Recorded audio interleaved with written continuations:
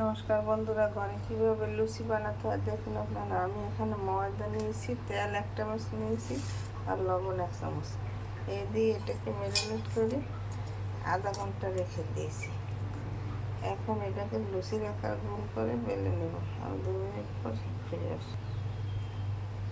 2 minute পর ফিরে আসছি। আমি লুচির আকার গোল করে নিয়েছি। এখন এটাকে বেলবো, বেলে তেলে ভাজবো। 2 মিনিট পর 2 মিনিট পর ফিরে আসি। আমি লুচি বেলে নিয়েছি লুচি আকার করে।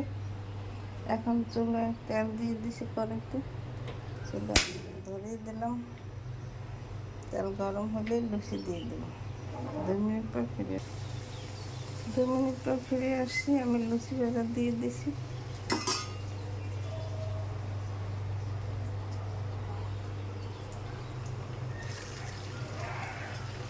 এই দেখুন ফুলকো ফুলকো লুচি ভাজা হচ্ছে।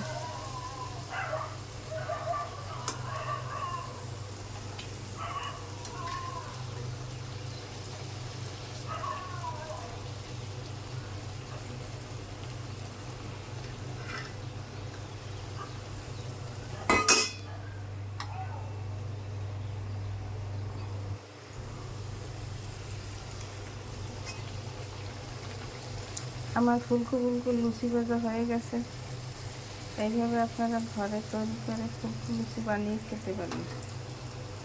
খেতে অনেক সুস্বাদু লাগবে।